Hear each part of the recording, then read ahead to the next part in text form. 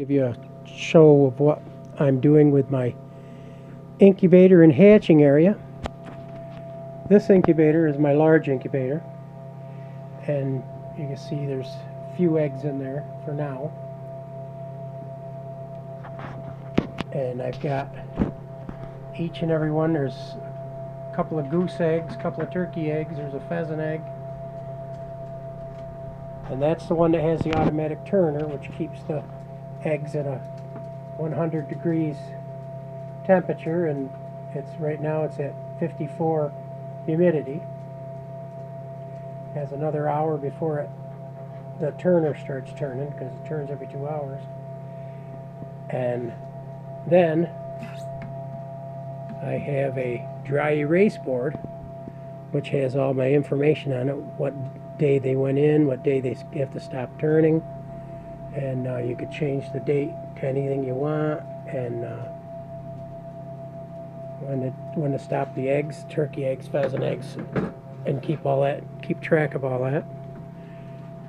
And my dry erase pen with it. And this is a smaller incubator, which is the same brand as that, which they are, this one is the model 3600 complete Pro Digital Incubator Kit from Wright Farms Products, and you get the free candling light for candling your eggs, and I got one with each one of them. And this one is the 2400, which also has an automatic turner, but I took the automatic turner out of this one so I can use this one as a lockdown incubator.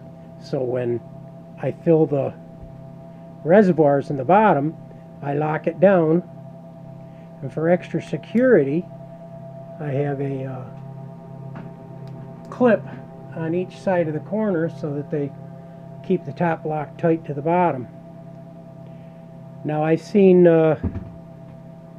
these come with a styrofoam outside, and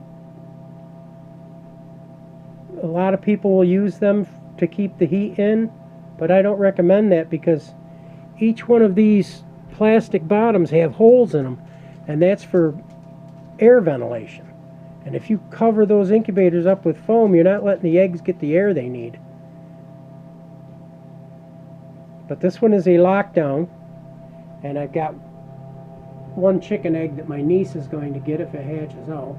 It's a Polish chicken, and I don't need all the extras. But she gave me a couple of goose eggs, and gave me 4, but only 2 were viable. And I told her I'd hatch the chicken and turkeys, or not the chicken, turkey, but the chickens and the goose out for her if she wanted them.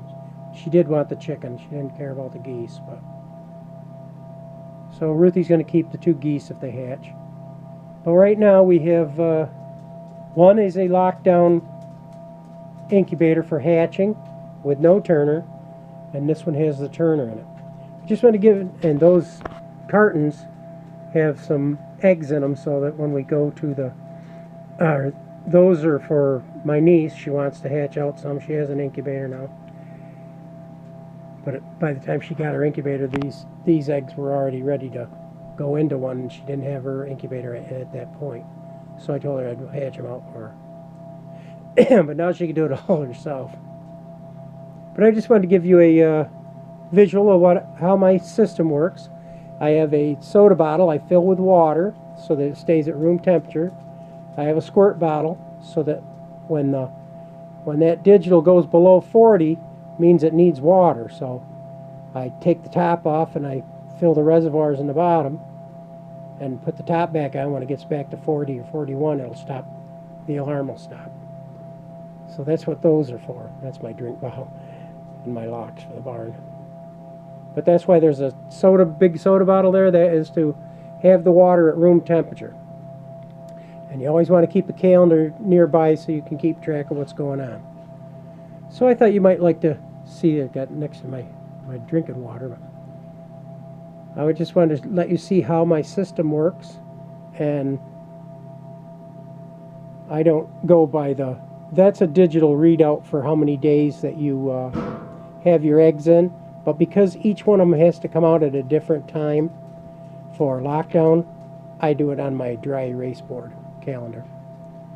Alright, I just wanted to let you know how it was going and how my system works. And when you, instead of opening the lid on the lockdown every time you hear peeping, because a lot of people make that mistake, they take the top off there when it should be locked down to keep the moisture in.